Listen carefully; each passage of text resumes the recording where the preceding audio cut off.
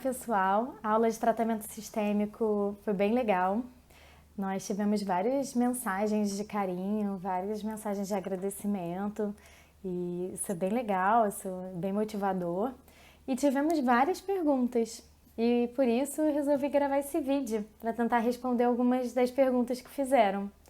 Bom, tivemos várias perguntas, questão da equipe multidisciplinar, do enfermeiro, do farmacêutico, do fisioterapeuta, do nutricionista. E, bom, eu como médico oncologista, eu prescrevo tratamento sistêmico, seguindo protocolos, faço todo o cuidado do paciente, prescrevo remédios para dor, prescrevo remédios para controlar os sintomas pós-quimioterapia, mas certamente sem equipe multidisciplinar a gente não funciona, tá? Então, no meu dia a dia, eu tenho suporte da nutricionista, da farmacêutica, da psicóloga e do enfermeiro. Nossa, eu até cheguei a comentar na aula, o enfermeiro faz tão parte do meu dia a dia que cada paciente que eu prescrevo quimioterapia, eu peço ajuda para avaliação da rede venosa. A questão da nutricionista dando um suporte, orientando o paciente. A gente tem um apoio psicológico que é importante para o paciente, já é uma bomba o diagnóstico do câncer e ter um suporte, ter um apoio ajuda muito, ajuda inclusive na adesão ao tratamento. A gente tem a farmacêutica, as farmacêuticas são maravilhosas e elas ajudam a gente a avaliar a questão da interação medicamentosa, se eu posso ou não prescrever aquele medicamento, se eu posso trocar o medicamento. E sem elas, sem essa equipe, a gente não funciona. Não é a mesma coisa, não é a mesma experiência para o paciente. Existem outros profissionais que ajudam a gente um pouco mais de longe, a gente não tem dentro da clínica, como o fisioterapeuta. Eu sempre encaminho o paciente, principalmente para reabilitação, principalmente aquele paciente tabagista. A gente tem um fonoaudiólogo, que paciente com câncer de cabeça e pescoço ajuda muito, muito. A gente tem dentista, que ajuda a cuidar da mucosite, então o paciente que está fazendo muita úlcera na boca, a gente já encaminha para avaliação de laser terapia. Paciente que vai começar tratamento sistêmico, a gente pede uma avaliação do dentista para avaliar como é que está a questão dentária, se já tem que fazer algum procedimento. Então, sim, é imprescindível a equipe multi. A partir do próximo módulo, do módulo 2, a gente vai ter mais contato com a equipe multi aqui no nosso curso, tá? Outra pergunta muito pertinente que me fizeram foi a questão da pandemia no tratamento oncológico. E, bom, sim, a gente teve que se adequar. Então, um paciente que iria diretamente para a cirurgia e depois seria avaliado para a quimioterapia, a gente tentava oferecer a quimioterapia, o tratamento sistêmico antes, para evitar expor esse paciente no hospital, para evitar que ele se contaminasse. A gente usava muito a teleconsulta, eu tenho usado até hoje, eu acho que é uma coisa que a gente vai aderir ainda. Para muitos casos, a teleconsulta resolve muitos problemas, checar exame, ver como é que o paciente está. É claro que o exame físico é fundamental, mas a teleconsulta me ajuda muito no dia a dia. Outra coisa que a gente fazia era eventualmente trocar o protocolo do paciente, então ele vinha toda semana, ele passa a vir a cada 3 semanas, estender para cada uma vez ao mês, tentando que ele venha e se exponha menos estando na clínica, tá? Expondo menos os pacientes que também estão tendo que vir à clínica. Tiveram muitas perguntas sobre a escolha do protocolo. Eu não escolho um protocolo da minha cabeça, eu não crio um protocolo da minha cabeça.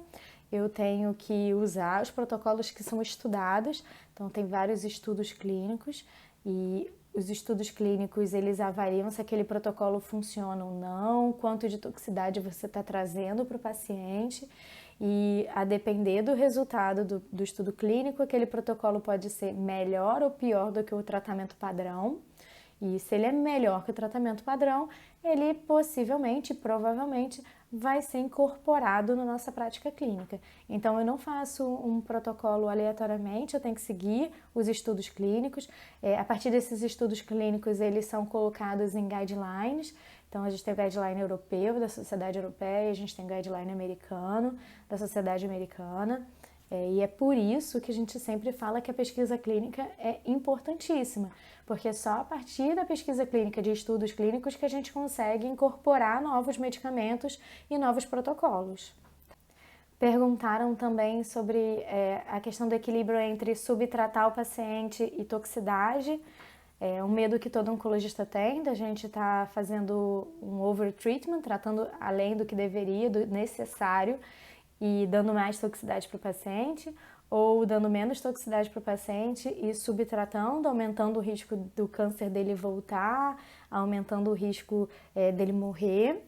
Então, isso a gente utiliza de ferramentas como protocolos clínicos, a gente usa critérios de risco que foram estudados por pesquisa clínica. Existem algumas ferramentas na internet que avaliam, que nos dão o quanto a quimioterapia pode aumentar a chance daquela paciente sobreviver e o quanto a quimioterapia pode não fazer diferença. Então, a gente tenta de todas as maneiras se cercar de critérios, se cercar de dados, para não tratar demais o paciente e nem tratar de menos.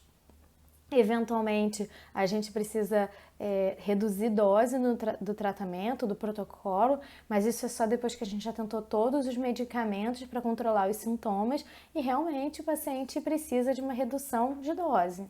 Esse é o medo do dia a dia nosso. Então, a gente está sempre estudando e buscando critérios para nos ajudar nisso. Fizeram perguntas também sobre combinações, né? Então, a gente já tem combinação de imunoterapia com quimioterapia, imunoterapia com terapia-alvo, quimioterapia com terapia-alvo, mas isso são combinações estudadas, a gente tem protocolos clínicos provando e mostrando que a combinação foi melhor do que o tratamento padrão e que não aumentou o risco daquele paciente de toxicidade. Uma outra pergunta que me fizeram foi com relação à perda de cabelo, se existem quimioterápicos que não causam perda de cabelo. E sim, muitos e muitos quimioterápicos não causam perda de cabelo. A gente avisa o paciente que esse quimioterápico vai cair ou não o cabelo, tá? Porque é uma dúvida pertinente e constante. Mas então já existem quimioterápicos que não causam perda de cabelo.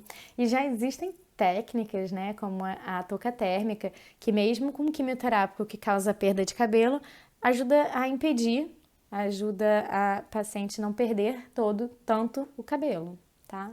Outra pergunta interessante que fizeram foi com relação à automedicação. Então, a automedicação e não adesão do paciente ao tratamento. No tratamento oncológico, a automedicação é menor, acredito, do que nos outros tratamentos. Os pacientes têm medo da interação entre o medicamento que ela usa e o medicamento que ela está usando para tratar o câncer, né? Então, eu geralmente tenho que fazer uma receita, uma prescrição com todos os medicamentos que ela pode usar em caso de alguma necessidade, em caso de dor de cabeça, em caso de enjoo, para ele se sentir à vontade a tomar o medicamento, senão ele sempre vai me ligar. Isso você vê que é um padrão no tratamento oncológico. A questão de não adesão ao tratamento oncológico é muito menor do que não adesão, por exemplo, a um antihipertensivo, a um hipoglicemiante. Então, você vê muitas vezes o paciente deixando de tomar os outros medicamentos, mas não deixa de vir tomar a quimioterapia. Realmente, se o paciente não está aderindo de forma adequada ao tratamento oncológico, eu tenho que pedir ajuda e peço sempre ajuda às psicólogas, às farmacêuticas, para ver como a gente pode melhorar essa adesão do paciente. Perguntaram qual o risco de interação medicamentosa entre os quimioterápicos e os tratamentos que eu uso para evitar a toxicidade. E, bom, eu já sei qual quimioterápico que eu vou usar, então eu escolho remédios e medicamentos para evitar efeitos colaterais que não tenham interação com esses quimioterápicos. Perguntaram com relação aos antihipertensivos, hipoglicemiantes e antibióticos se eu tenho que prestar atenção, se eles merecem atenção durante o tratamento oncológico, e a resposta é sim. Na verdade, nós oncologistas acabamos vendo muito esse paciente, tendo um contato muito próximo com esse paciente, e acaba que muitas das vezes nós temos que prescrever o antibiótico, temos que ajustar a dose de antihipertensivo, ajustar um pouco a dose de hipoglicemiante, Muitos pacientes, eles podem ficar hipertensos ou mais hipotensos durante o tratamento, então a gente acaba ajustando esses medicamentos, não tem jeito. Quando a gente precisa de ajuda, é óbvio que a gente vai pedir para ele procurar o especialista dele, mas não pode ter um comportamento do tipo, essa não é minha área, eu não tenho nada a ver com isso. Não, essa também é minha área, ele é um paciente, eu tenho que ver ele como um todo. Se ele está fazendo hipotensão, pode ser responsabilidade minha. E eu preciso cuidar disso. Perguntaram por que o tratamento paliativo envolve quimioterapia, se o paciente tem tanto efeito colateral que a quimioterapia não daria qualidade de vida para ele. Isso é falso, tá? Na verdade, é claro que a gente sempre vai pesar risco e benefício, a gente sempre tem que conversar com o paciente o quanto ele está tendo de benefício com aquele tratamento e o quanto ele está tendo de malefício, o quanto ele está tendo de efeito colateral. A quimioterapia, no tratamento paliativo, ela consegue melhorar os sintomas, melhorar a qualidade de vida do paciente e até aumentar a sobrevida dele, né? Então, sim, a quimioterapia tem um papel importante. Sim, a gente consegue ajustar muitos dos efeitos colaterais, a gente tem vários medicamentos, a gente tem várias possibilidades de controlar esses efeitos colaterais. E se o paciente falar que está sendo muito, muito ruim para ele, está sendo pior para ele o efeito colateral do que a doença, eu estou tratando errado, eu devo repensar se esse tratamento é o melhor para ele. Perguntaram com relação se terapia-alvo mata sozinha a célula neoplásica ou se só controla a doença. Essa é uma pergunta de $1 milhão. Na verdade, a gente não sabe, né, se a terapia-alvo consegue realmente exterminar ou só controlar. E é óbvio que a gente gostaria de exterminar o câncer e tornar o paciente livre daquela doença, mas no momento, o simples fato da gente conseguir controlar de forma eficaz e duradoura a doença está sendo fantástico, tá? É uma excelente resposta que a gente tem. Perguntaram se a terapia-alvo e a imunoterapia elas podem ser usadas na doença metastática. Então, vamos para um conceito muito legal, muito importante, que é todos esses medicamentos que a gente usa, todo esse arsenal que a gente usa, que eu mostrei para vocês na aula, eles são testados inicialmente na doença metastática. Então, todos eles estão liberados para a doença metastática e alguns deles já têm um papel na doença localizada, tá? Então, sim, a terapia-alvo e a imunoterapia podem e devem ser usados, quando bem indicados, na doença metastática. Uma pergunta interessante foi quando dá alta para o paciente oncológico, né? Então, mesmo o paciente que tem uma doença localizada e que está fazendo quimioterapia para evitar que esse câncer volte, ele segue em controle com o oncologista por 5, 10 anos, dependendo da doença oncológica, e depois disso, muitas das vezes a gente segue acompanhando também, eu confesso. Outra pergunta interessante é quanto tempo o catéter deve ficar no paciente, o catéter totalmente implantável. Então, bom, o paciente que está em tratamento paliativo, ele provavelmente sempre vai ficar recebendo um tratamento, então provavelmente eu não vou tirar esse catéter, a não ser que o catéter esteja com alguma complicação. E no paciente que fez um tratamento adjuvante depois da cirurgia ou neoadjuvante antes da cirurgia, eu tento deixar por pelo menos 1 ou 2 anos se por acaso a doença voltar, eu já tenho o catéter. Lembrando que a colocação e a retirada do catéter são procedimentos invasivos. Então eu tento evitar essa colocar, retirar, colocar, retirar. Eu tento manter o paciente com o catéter por um tempo. Ele tem que fazer lavagem, limpeza do catéter, que é chato, não é confortável, mas para pelo menos eu me sentir mais segura que a doença não vai voltar, tá? Ou diminuir a chance da doença voltar. Uma pergunta interessante que me fizeram foi com relação à cefaleia, se cefaleia é câncer. Bom, assim, todo mundo, ou quase todo mundo já teve dor de cabeça na vida e posso dizer que a grande maioria das vezes é uma dor de cabeça por enxaqueca, tensional, não tem nada relacionado a um dano estrutural do cérebro, tá? Em alguns casos a gente tem que investigar essa dor de cabeça porque ela está associada a um critério de risco. Então, por exemplo, aquele paciente que já tem uma história de câncer antes, aquele paciente que está com uma dor de cabeça que não melhora com nenhum analgésico, que está piorando progressivamente, que está vomitando, está tendo outros sintomas, eu tenho que fazer investigação para ver se não tem alguma doença estrutural, que pode ser inclusive o câncer. Me fizeram uma pergunta interessante: qual a minha opinião sobre ter filho durante a residência de oncologia? Eu confesso que eu não fiquei motivada a ter filho durante a residência de oncologia. Foi uma residência bem puxada, eu trabalhava muito, muito durante a residência e eu tinha que estudar muito, eu tinha que me dedicar muito àquilo.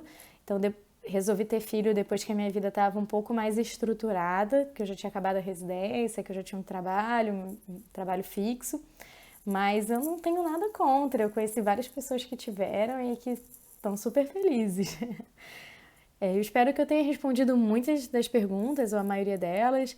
E se você tem mais alguma pergunta, mande pra gente.